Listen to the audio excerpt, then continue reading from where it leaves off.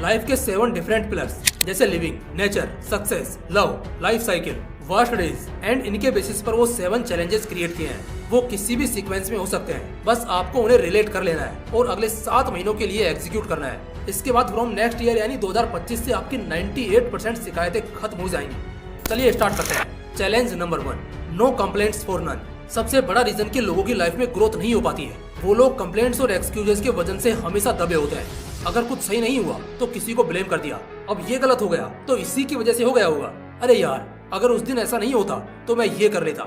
एक बात हमेशा याद रखना, लूजर्स कंप्लेंट्स करते हैं और विनर्स एक्शंस लेते हैं। तुम्हें डिसाइड करना है कि तुम्हें एक लूजर बनना है या विनर। एक प्रेस कॉन्फ्रेंस में मैंने देखा था जहां दूसरे सारे प्लेयर्स पिच की कंडीशंस और एटमॉस्फेयर को लेकर कंप्लेंट कर रहे थे।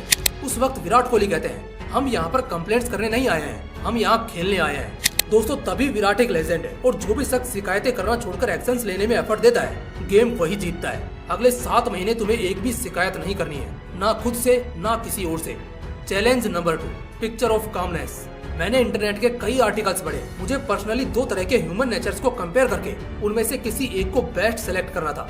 पहला अग्रेशन और दूसरा कामनेस। मैंने एक चीज नोटिस की, जो अग्रेसिव नेचर के लोग होते हैं, ना सिर्फ वो दूसरों के लिए सिरदर्द होते हैं, बल्कि उनकी पूरी लाइफ एक पेन में बीतती है। एज इफ अगर आप ज्यादा जल्दी हाइपर होने वाले लोगों में देखोगे कि वो सोते बहुत ज्यादा है और उन्हें हार्ट फेलियर जैसी चीजें होने के चांसेस भी बहुत ज्यादा होते हैं। इसलिए अगले 7 महीने खुद को ट्रेन करना है काम रखने के लिए, शांत रखने के लिए।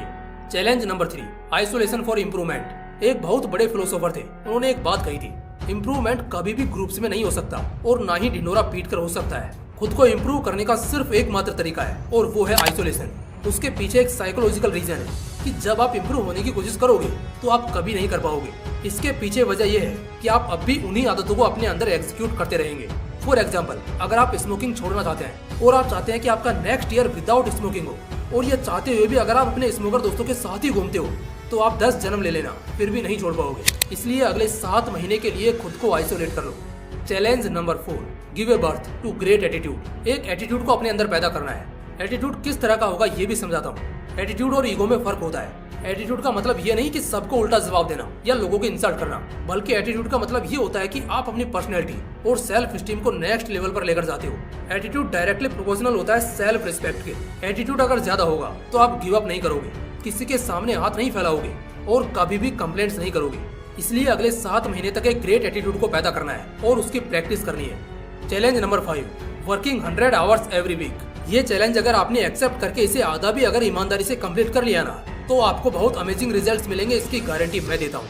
इंसान सबसे ज्यादा भागता है हार्ड वर्क से, और आजकल के लोग इतने स्मार्टली अपनी कमियों को छिपाते हैं, हार्ड वर्क को स्ट्रगल बताते हैं, जैसे पता नहीं कुछ घंटे काम करके या पढ़ाई करके न जाने कितना बड़ा काम कर रहे हैं। इस पॉइंट पर मैंने विराट कोहली का रिसेंटली एक इंटरव्यू देखा था। वो कहते हैं, स्ट्रगल वो नहीं है कि आप काम कर रहे हैं या हार्ड वर्क कर रहे हैं, स्ट्रगल उसे कहते हैं जब आपको 2 वक्त का खाना भी नहीं मिल रहा हो और उसके खातिर आपको हाथ पैर मारने पड़े। तो दोस्तों, हर वीक आपको 100 घंटे नहीं तो कम से कम 50 घंटे तो काम करना ही करना है। Challenge number 6, improving communication and clarity. इंसान का कम्युनिकेशन लेवल जितना अच्छा होगा वो उतना ज्यादा कैपेबल होगा हाई डिमांड पर। ये एक ऐसी स्किल होती है जो हमें डेवलप करनी पड़ती है। बिना इसके आपका बहुत पढ़ा लिखा होना, बहुत इंटेलिजेंट होना, बहुत टैलेंटेड होना सब बेकार है। कम्युनिकेशन स्किल कोई आपको सिखा नहीं सकता, आपको अच्छे कम्युनिकेटर्स के बीच में रहकर खुद सीखना पड़ता है। एट द सेम टाइम मैंने क्लियरिटी भी मेंशन की है। अब क्लियरिटी का क्या मतलब हुआ? Clarity means clarity of vision, clarity of thoughts, clarity of sound, clarity of speaking. ये भी बहुत इंपॉर्टेंट एबिलिटी है जो किसी इंसान को रिप्रेजेंट करती है एज ए डिसेंट और प्रोफेशनल इंडिविजुअल।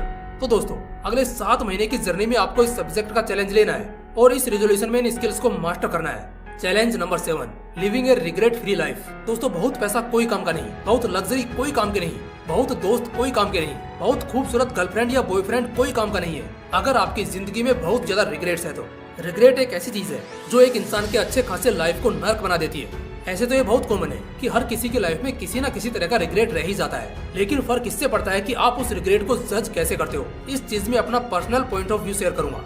कुछ लोगों को मैंने देखा है, दूसरों के पैसे मारे हैं, दूसरों का नुकसान किया है, दूसरों को इंसल्ट किया है, दूसरों के साथ बहुत गलत किया है, बट स्टिल वो लोग बिना किसी पीस ऑफ रिग्रेट के बहुत हैप्पीली लाइफ को एंजॉय कर रहे हैं। वहीं कुछ लोग बहुत ईमानदार होकर भी जरा जरा सी चीजों को बर्डन बनाकर हमेशा टेंशन में रहते हैं। कर्मा तो जब करेगा तब करेगा, बट एज ऑफ नाउ आप अपनी लाइफ को क्यों क्रिटिकल और कॉम्प्लेक्स कर रहे हैं, और ये जिस वजह से होता है उसे ओवर थिंकिंग कहते हैं। सो इस चीज के लिए बस एक मेंटेलिटी लेकर चलो, जो हुआ लाइफ में उसे छोड़ो,